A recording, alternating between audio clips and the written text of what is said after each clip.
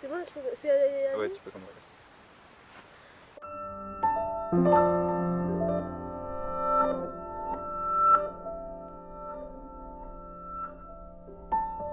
C'était un réel projet sportif et écologique. Pour les étapes de moyenne, on était souvent entre 130 et 150 km, tous les 2 jours, tous les 3 jours. Au bout d'un moment, on a les jambes qui chauffent.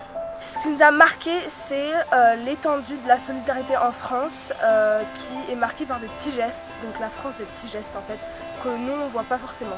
Je m'appelle Sylvie Ladrière. Donc Bénédicte Flamiche. Moi je m'appelle Sylvie Marche. Alors moi je m'appelle Pauline. Christian Baudely. C'est Lucien Prépeau. Je m'appelle Philippe Jnowski. Voilà, je m'appelle Arthur Jouve. Donc je m'appelle Jean-Pierre Le Seur. Moi je m'appelle Jérôme Bontou. Je suis Alain Sec. Je m'appelle Yamina Mamidi.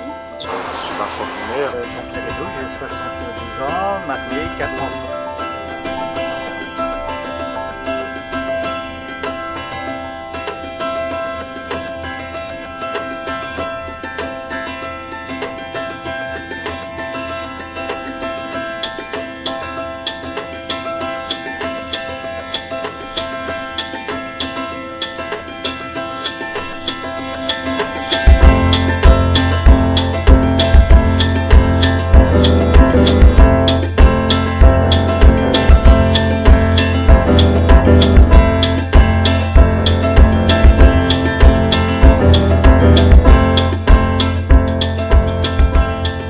Un jour, vrai premier problème technique, Colline a un problème avec son dérailleur. Elle n'arrive plus à passer la 7ème vitesse, la plus haute. Du coup, je prends le vélo et je trouve une technique pour passer la 7ème vitesse. Il suffit tout simplement de taper comme ça le dérailleur sur le côté pour le faire passer. Une journée rocambolesque qui a finalement encore plus cassé le vélo puisque le dérailleur était foutu à la fin de la journée. Du coup, le lendemain, je laisse partir en reportage et moi, je vais faire réparer le vélo à Décathlon. Sauf qu'en partant en Décathlon, je me rends compte que le vélo, en plus d'être cassé, il est crevé. Donc 1 heure de marche, hyper galère. Au Décathlon, on me dit, bon, ça va mettre une bonne partie de la journée à le réparer. Qu'est-ce qu'il faut? Il faut que je mange. Il n'y avait qu'un flunch. Du coup, j'ai flunché tout seul.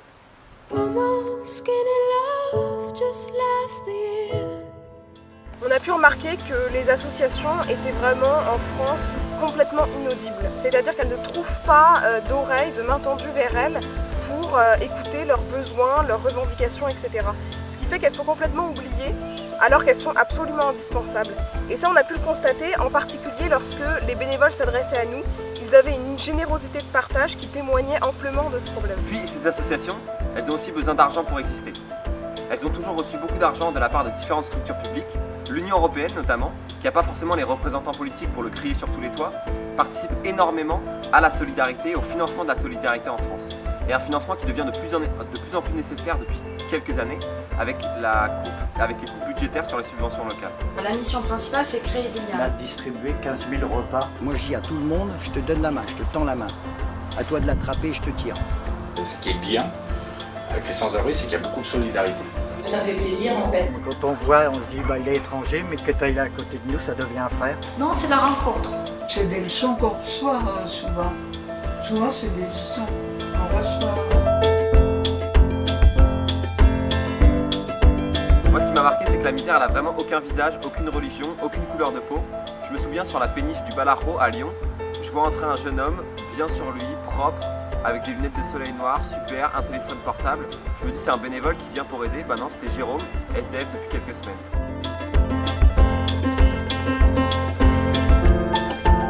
Et on arrive devant une barrière pleine de barbelés, une dizaine de panneaux interdits d'entrée, zone militaire, etc. On s'est regardé, trop la flemme de faire demi-tour, de chercher un autre chemin. On a traversé la zone.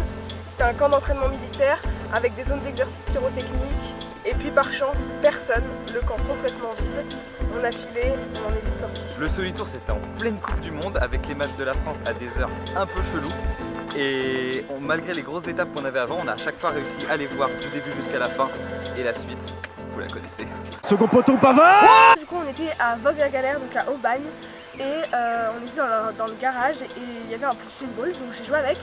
Et sauf que là, il est tombé en fait, il s'est cassé, enfin voilà. Et donc voilà, je m'excuse sincèrement pour l'association qui regarde ça, je m'excuse, c'était moi.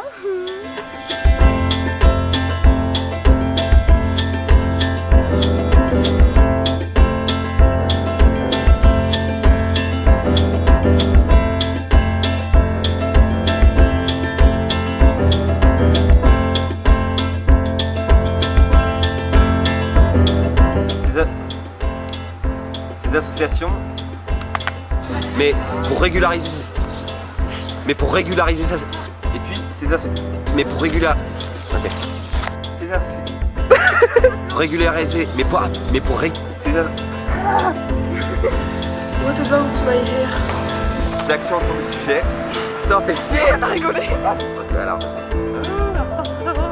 En attendant d'hypothétiques merde, parce qu'en fait t'as tes doigts sur la moitié. Ah merde. C'est Le Castel qui. C'est. Ah, dommage. Voilà les vélos que nous utilisons. Attends. Les crampes. Dans ce collectif, il y a un lycée. Mais putain, mais je sais pas ce qui se passe. Relever le challenge, C'est Le Castel qui s'est fortement mobilisé. Ah putain, elle a rigolé ça. Non, je suis pas rigolée.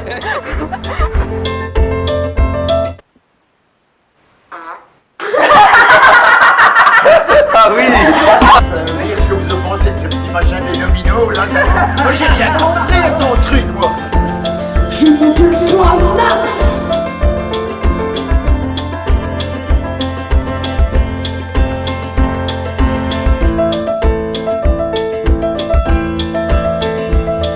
Moi, je le fais. C'est bon, Ouais, tu peux commencer. On remercie chaleureusement toutes les personnes qui ont mis de l'argent pour nous aider sur la cagnotte en ligne. Ainsi que tous nos partenaires financiers, l'ESCA, Intersport et le Club Ado de Villemoisson-sur-Orge, sans oublier la SNCF qui a su annuler nos trains de départ et d'arrivée. Le vélo c'est plus sûr. On tenait aussi à remercier chaleureusement l'archipel des Sans-Voix qui a relayé nos reportages pendant toute la durée du Solitour.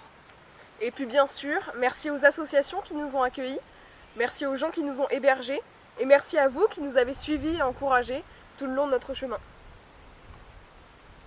Car c'est vous. C'est vous. Ouais. Oula. Non mais moi je pensais vraiment qu'on allait faire car c'est vous. Elle est pas mal là la dernière. Ouais, elle est bien la dernière.